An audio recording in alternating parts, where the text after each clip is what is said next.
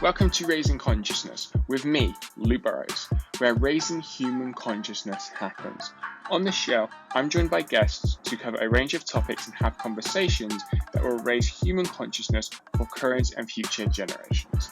Now, let's dive into today's show. Hi everyone, welcome back to Raising Consciousness. Today I'm joined by Kiki here in a lovely home. Thank you so much for inviting me along to your home. Oh, thank you, Luke, for having me, and welcome everybody. Really good to be with you today. Yeah, I'm really looking forward to this. For those who don't know who you are, it'd be great in your own words, in like 5 minutes or so, to kind of explain the work you do and how you help people. Wonderful. So hello everybody, I am Kiki and I am the founder of Kiki Kirby Coaching and Consultancy. So who am I? So I am from Zimbabwe originally and I'm Greek, and I grew up there for most of my life and then moved to the UK when I was at the age of 20, where I have spent most of my career working with people in HR, recruitment and coaching. And a little bit about the work that we do. So we work with heart-centered individuals and professionals, helping them to slow down, to seek more purpose in their life, teaching them tools and strategies to find calmness amongst the chaos that is going on within their life. And the reason I'm so passionate about those elements of what we do to help our clients is I run the business with my sister, and we lost our mom to cancer when we were very young, and so we experienced a lot of grief and a lot of trauma. And I only dealt with that grief at the age of 30. So a lot of trauma that we've experienced and a lot of grief, and I know we're going to talk about consciousness and awareness in a lot more detail. And then I went through my own cancer journey 4 years ago. So health and well-being is so important among some of those other things that I've just mentioned there. So that's a little bit about us. Amazing. So yeah, I mean, like, that was one of the things that we really wanted to talk about. Was obviously this show's all about raising consciousness, right? It's fascinating. In one thing you mentioned just before we recorded was the fact that actually sometimes that people's traumas kind of hold them back from that heightened state of awareness. So yeah, we'd love to kind of talk to that and how, as individuals, like, we can start to move through that to ultimately become more conscious. Yeah, really good question, and I think it's a very relevant for many of us right now, of understanding having awareness to be conscious, to create changes. And I think a lot of this it starts with healing. It starts with you really realizing actually something is not quite right in your life, and actually something is triggering you. And what tends to happen when trauma is existing is we have a lot of parts of ourselves that are showing up from hidden traumas. So, things like perfectionists, high achievers, imposter, all of these, there's a whole list of different things that start to show up. Not feeling enough, comparing ourselves, low mood, depression, anxiety, all of these things are basically parts of ourselves that are showing up because we feel too afraid to take a look at the trauma, because we don't know what is going to show up when we take a look at the trauma. And so a lot of the time trauma exists in unsafe relationships. So because of things that have happened through our childhood or things that have happened in our lives that are often too painful for us to experience. So what we need to do is we need to experience. We need to go through a healing process. We need to get help from people that can help us heal through this process, talk through this process, and give us the tools to navigate the trauma, the burnout, whatever it is. For all of us it will be something completely different in order to make changes, but we've got to want to make those changes. And that's, I guess, where the consciousness and the awareness comes up, doesn't it? Yeah, absolutely. You kind of spoke there about some of the tools that people can use. So in your practice and with what you do, what are some of those tools that can help people to overcome the trauma and step more into that higher state of consciousness? So I think for every single client it's very different. I tend to work a lot with high achievers and highly ambitious individuals, and so one of the very first things we do is to try and help the individual to slow down, because when we slow down, we're slowing down the nervous system, so then we can really come to a place of being in a safe place. So very often what's happening is we're operating in a fight or flight place, fight or flight fight or flight zone, and so we are making decisions from a place of fear. The nervous system is running 100 miles an hour, and so what we need to do is to really come to a place of creating a place of safety. So slowing down is one of the very first things. And also the other things is really taking a look at what's really going on for the individual right now. So is it, staff issues? Is it issues at home? Is it health issues? Like what are the priorities that are really stressing the individual out? So getting clarity on that first of all, and then for each individual it will be something completely different. So it might be focusing on creating some new habits, for instance. It might be creating some new boundaries. It might be doing some journaling. It might be doing some cold water therapy, and it might be actually making some changes in order to actually put a pause on the things that are stressing you out the most. So for each client it's completely different. We might do a life audit or a well-being audit to understand actually what's really going on. We've got to get the clarity. We talk about that awareness. We've got to get the clarity. And when we say we, it's me empowering the clients to get that clarity. But actually then it's up to the client to realize, actually, this is what's showing up for me. This is what I would like to change in my life. And a lot of it is reframing our thought process. It's slowing those thoughts down, challenging those thoughts that are maybe not serving you. Often again, we come from a place of lack and of scarcity, and I don't have enough time. I can't do this. It's not possible for me. My diary's too busy. And so it's that real calming and slowing down. I love that. I think you'll know when you run your own business. I felt that at times, right? It's just like, I want to do all these projects and all these things, and just like I don't have that time. But then actually catching myself in that moment and be like, actually have all the time in the world type of thing, and just kind of go through the process.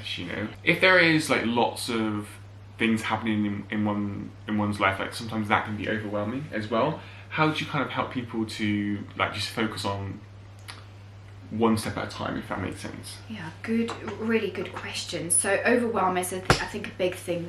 Overwhelm is a really big thing that I think we all experience many times, especially being a business owner, especially being highly ambitious people. And I think what we've got to do first of all is we've got to understand where is the overwhelm coming from. And it could be we're putting too much pressure upon ourselves. It could be we've said yes to too many things shouldn't have said yes to.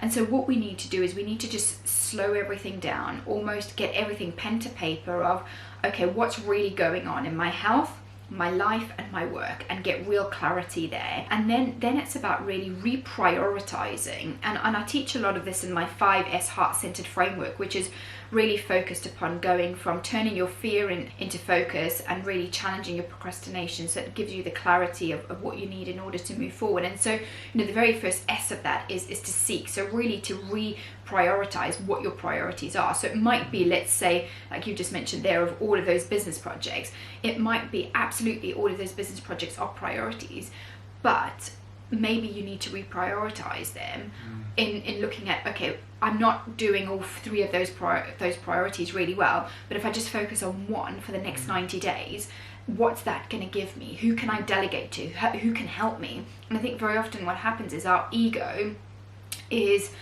I'm going to do it all myself. I don't need help. It has to be perfect before I get it started. And so that's what we need to do, is firstly understand that, seek out the priorities, and then the second S is really to solve. So to solve the procrastination, or to solve the overwhelm. And a lot of that will come down to habits. It will come down to time management.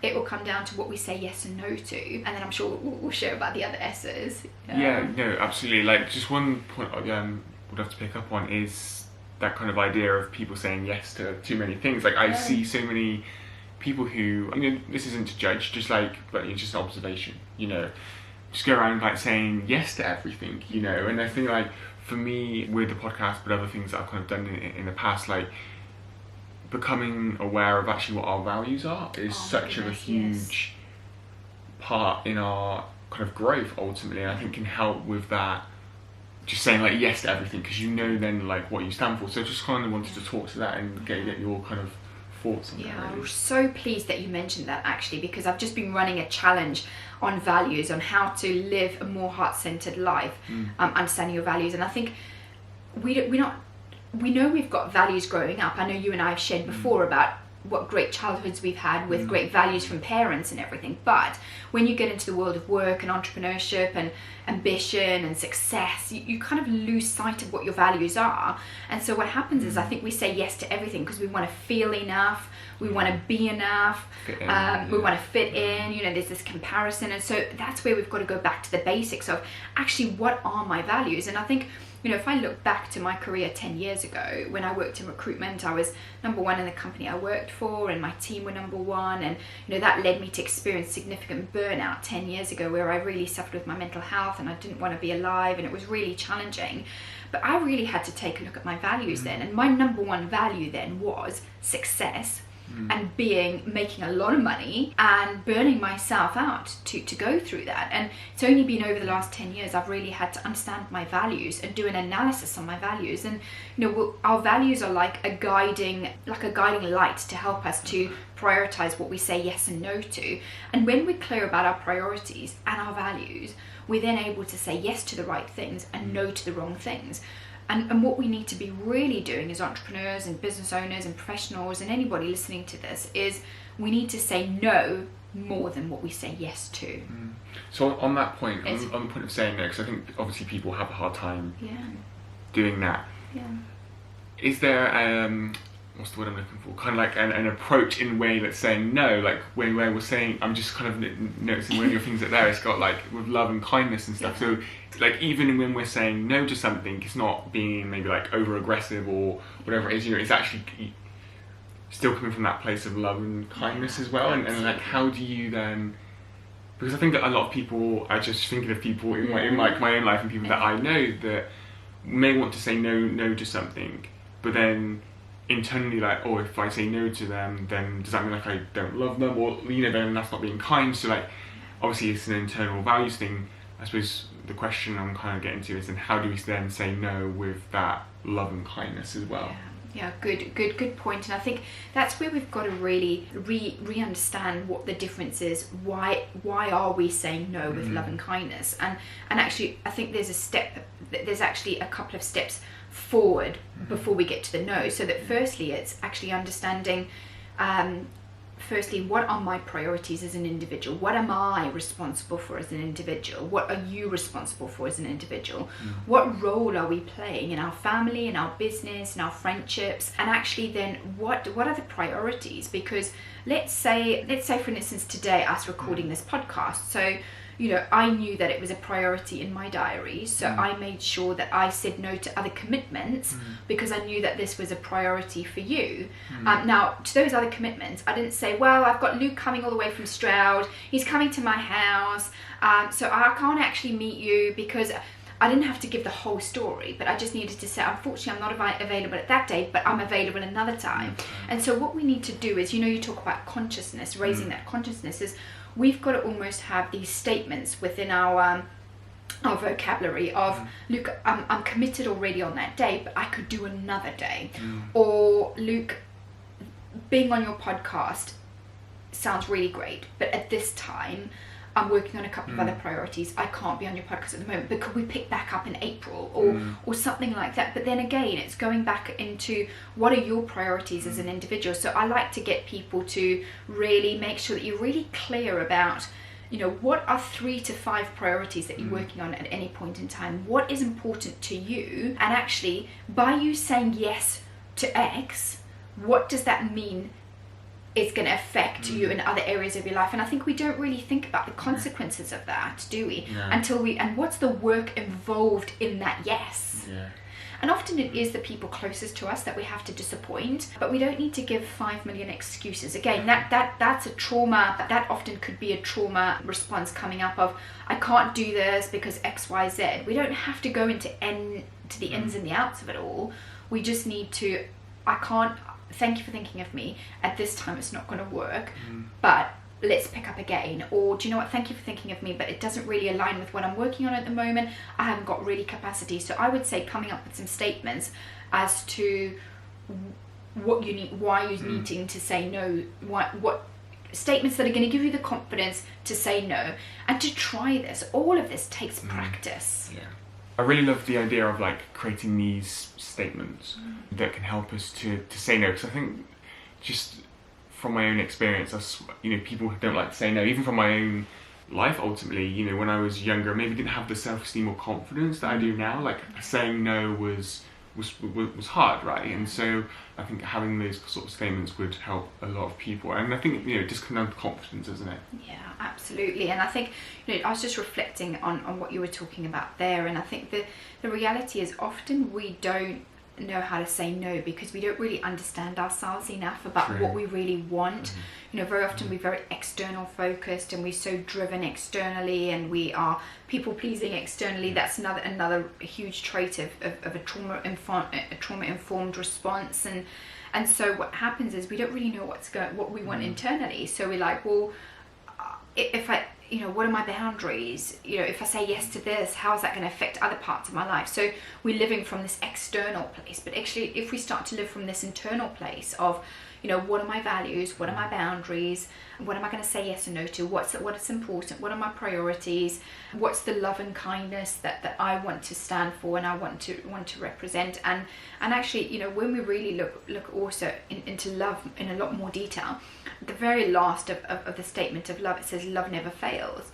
And so we might say yes a few times to the wrong things, but we learn from that, and it's okay to fail. There's always a learning from it, isn't it? It's how we view the learning versus failure. Yeah, I found that being connected to people who are on this path to be a game changer for me. And I know that you have your own community, so I'd love for you to kind of share that with the audience and like the core focus of that. Yeah, the transformation that happens there. Yeah, wonderful. I think, this is going back to values, is, me growing up in my younger days, is I really loved people, but I really experiencing significant grief. I got to a place where I then became quite isolated in many ways. I'd almost be a bit like Elsa from Frozen. I don't know if you've ever watched that. But a bit like that, quite cold-hearted in many ways. Loved people and gave a lot to people, but I wouldn't allow people to get too close. So my circle of kind of connectors in my inside a circle were quite far few in between. And so, again, when I did this value work, was one of my number one values, or one of my number one values, I've got 10 I'd probably say that I really live by, is community. I love being in community. We learn from community. I'm really passionate about the community I'm part of here in Cirencester in the Cotswolds. And so I really, through my business journey, I really started to think, do you know what I'm missing? Yes, there's great masterminds, and I've had a couple of those. I've just actually wrapped one up a couple of weeks ago. But I actually found that there was something that was missing from a place of really focusing on your health, your well-being, being accountable, and to be in community. So in lockdown, just over 18 months ago, I created this community called the Happy, Healthy, Wellbeing Community. And again, happiness is something that's really important to me, because we're not going to be happy every single day, but it's how we foster our happiness. It's what we do to play and have fun and create, I'm sure if I asked you things that made you happy when you were 10 years old is different to what makes you happy now. And so I created this community. So it's an online community, and it's a membership fee. We have a nutritionist in there twice a month.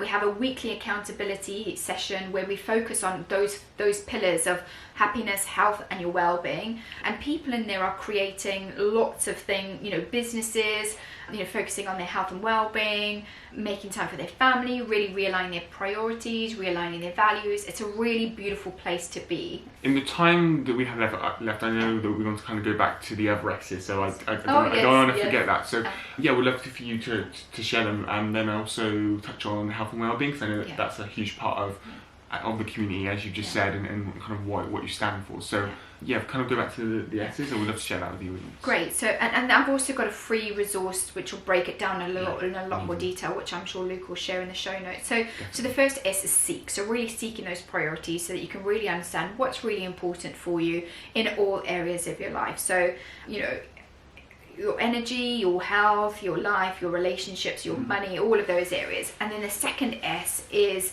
is to really solve. So really to solve the procrastination, solve the things that maybe you're saying yes to that you don't want to be saying yes to.